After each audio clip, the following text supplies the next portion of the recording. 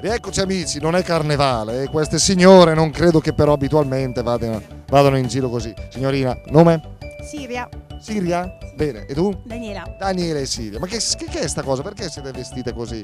Stiamo facendo un po' di volantinaggio perché stiamo sponsorizzando la corsa dei nasi rossi Ah, in programma giovedì 11 maggio. l'11 maggio allora, vogliamo aiutare chi? Allora, tutti i bambini della rianimazione pediatrica, quindi il ricavato verrà devoluto all'ospedale civile per l'ampliamento di questa parte della struttura. Bene, questa è una cosa bella, bravissimo. Ora però bisogna pagare il pegno. Daniela, fai tu? Purtroppo. Prova a leggere un po' questo detto, questo proverbio dialettale, questo che significa? Leggere in dialetto. Sì, Mader fassinduna fiola pultruna.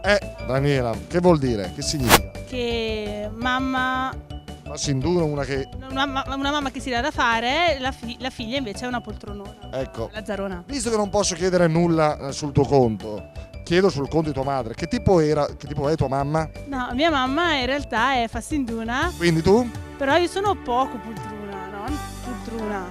Lascia che lo diciamo noi questo. Ok, va bene. E lo diciamo tra pochissimo, restate con noi, grazie.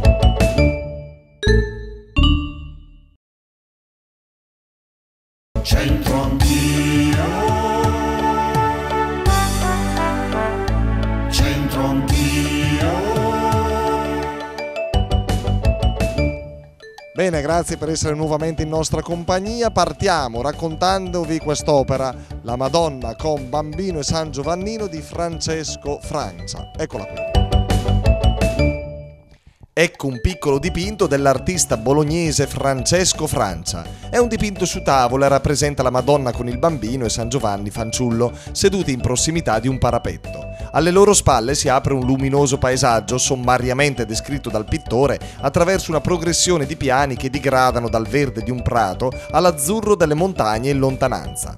Il dipinto figurava nella collezione del fondatore della Pinacoteca, Paolo Tosio. La dolcezza della figura della Vergine, così come l'affabilità sentimentale e la grazia dell'insieme, rispecchiano il gusto di questo collezionista, nonché la sua attenzione per dipinti e artisti che esprimessero un carattere religioso profondo e sincero. Ed anche questa la vedremo nella Pinacoteca Tosio Martinengo non appena riaprirà i battenti. Adesso concentriamoci sul proverbio di oggi. Ha a che fare con due donne, la mamma e la figlia. Mader facinduno, fielo pultruno. Samuele, proviamo a leggere qua. Mader fassinduno, flolo pultruno. Floro. Fiolo pultruno. Mader fassinduno, una donna che magari lavora, diciamo, e invece la figlia, secondo me, non segue la mamma, ma praticamente la fa la pultruna, non ha voglia di lavorare. Fa tutto la mamma. Tu sei sposato, Samuele? Sì, felicemente. Hai figli? Due. Due figlie? Una figlia e un figlio. Com'è la figlia? Le pultruno? Ma lei si impegna con lo studio perché fa la seconda liceo, quindi si impegna. Però diciamo che in casa è leggermente pultrone, diciamo fai questo, fai quello, io devo studiare e basta. Mader facinduno, fielo pultruno. E beh, sono i genitori spazzaneve, quelli che sistemano tutto per i figli. Infatti quando una madre sa fare tutto, la figlia non ci prova neanche a entrare in cucina, per esempio. È vantaggioso per la figlia, perché poi... No, ma spesso è la madre che siccome fa tutto lei, non vuole nessuno attorno, è quello il guaio. Io avevo una suocera che non voleva che io entrassi in cucina. Io so cucinare molto bene, ho dovuto aspettare che morisse. Papà e figlioletto, guardate che simpatici, da Genova con allegria. Ma è vera sta cosa dei genovesi? C'è un po' una mania su qualcosa, cioè qualcuno ha una mania su un determinato, o sull'abbigliamento, sul cibo, su... L'anima non è vero, eh. No, è vero. È impeguginistico, sono tirchi, un pochino, però dai. Però magari non hanno le mamme fassindune, mader fassinduno, fielo pultruno. Sapresti tradurlo? E la poltrona, cioè che non fa niente. Questo l'hai capito. Fammi lì, non fammi lì, via. Tu non sei un figlio che non fa niente, vero?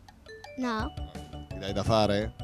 a volte. Sì, nel senso che la figlia vede che la mamma si dà un grande affare a lei, la figlia se ne sta tranquilla, ecco. Lei signora Dora è mamma? No, sono mamma di tutti, di chi ha bisogno di me. Che bello, questa è una cosa bella. Allora spieghiamolo, Mader fa sinduno, fielo a pultruno. La mamma che si dà da fare, molto lavoratrice, e potrebbe allevare, abituare la figlia all'ozio, cioè la madre che troppo si dà da fare si sostituisce negli adempimenti, nei lavori, alla figlia o al figlio. I maschietti non sono esclusi. Grazie, alla prossima, ciao!